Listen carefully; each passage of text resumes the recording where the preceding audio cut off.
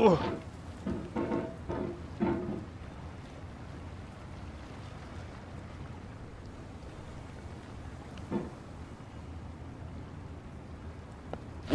job!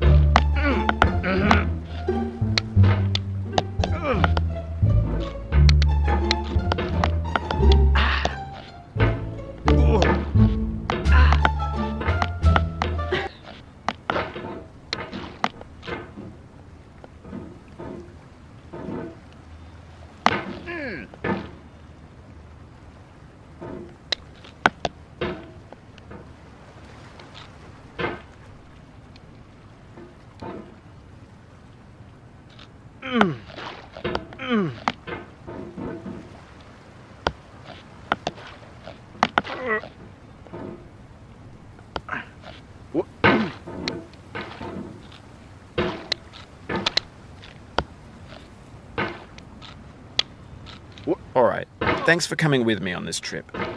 I'll understand if you have to take a break at any point. Just find a safe place to stop and quit the game. Don't worry, I'll save your progress, always. Even your mistakes.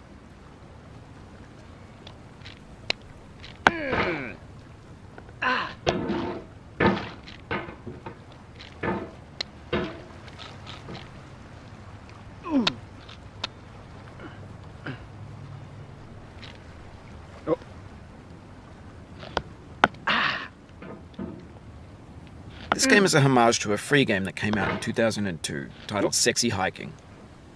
The author of that game was Jazuo, a mysterious Czech designer who was known at the time as the father of B games. And B games are rough assemblages of found objects. Designers slap them together very quickly and freely, and they're often too rough and unfriendly to gain much of a following. They're built more for the joy of building them than as polished products. In a certain way, Sexy Hiking is the perfect embodiment of a B game. It's built almost entirely out of found and recycled parts, and it's one of the most unusual and unfriendly games of its time. In it, your task is simply to drag yourself up a mountain with a hammer. And that act of climbing, in the digital world or in real life, has certain essential properties that give the game its flavor. No amount of forward progress is guaranteed. Some cliffs are too sheer or too slippery. And the player is constantly, unremittingly in danger of falling and losing everything.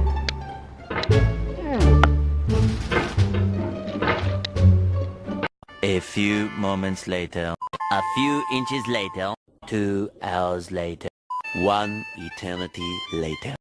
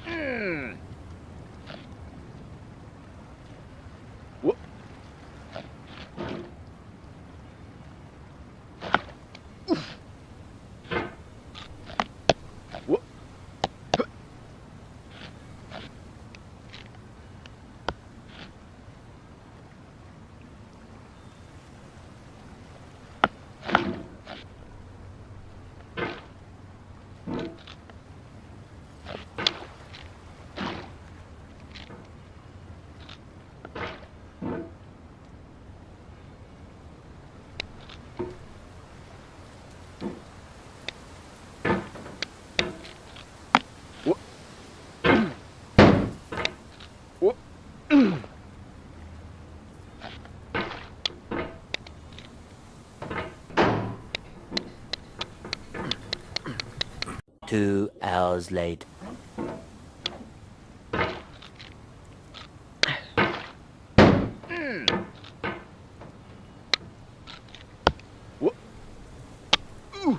Oh no.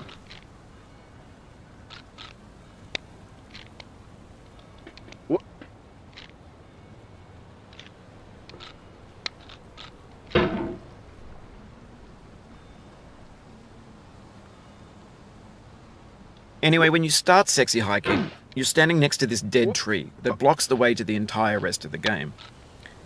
It might take you an hour to get over that tree, and a lot of people never got past it. You prod and you poke at it, exploring the limits of your reach and your strength, trying to find a way up and over. And there's a sense of truth in that lack of compromise. Most obstacles in video game worlds are fake. You can be completely confident in your ability to get through them once you have the correct method or the correct equipment or just by spending enough time. In that sense, every pixelated obstacle in Sexy Hiking is real.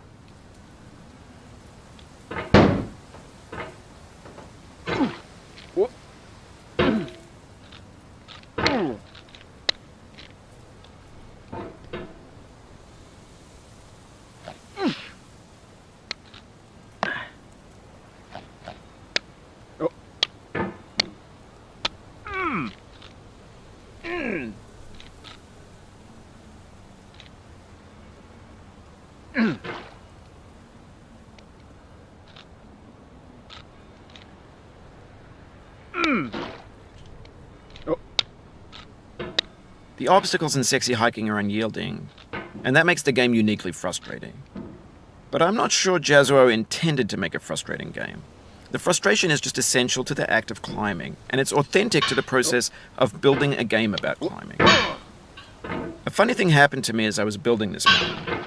I'd have an idea for a new obstacle, and I'd build it. Test it. Walk out the door. And it would usually turn out to be They ask you how amazing. you are. You just have to say that you're fine when you're not really fine, but you just can't get into it because they would never understand. Really hard. But I couldn't bring myself to make it easier. It already felt like my inability to get past the new obstacle was my fault as a player rather than as a builder. Imaginary mountains build themselves from our efforts to climb them, and it's our repeated attempts to reach the summit that turns those mountains into something real.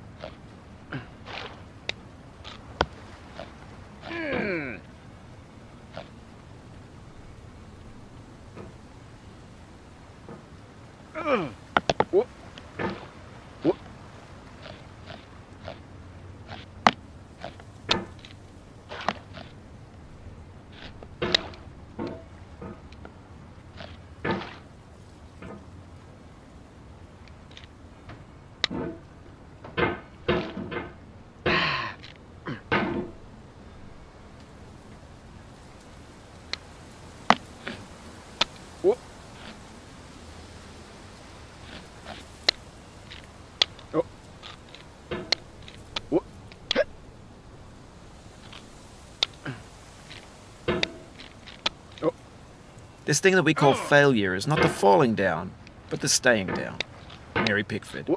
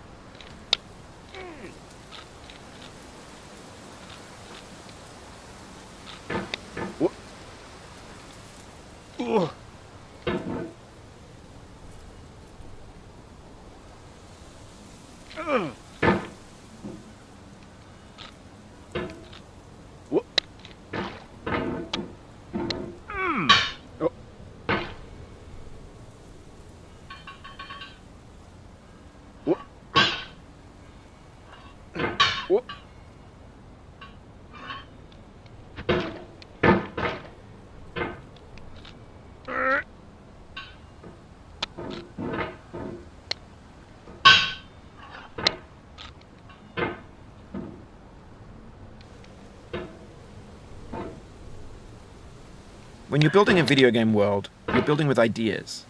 And that can be like working with quickset cement. You mold your ideas into a certain shape that can be played with, and in the process of playing with them, they begin to harden and set until they're immutable, like rock. And at that point, you can't change the world. Not without breaking it into pieces and starting fresh with new ideas.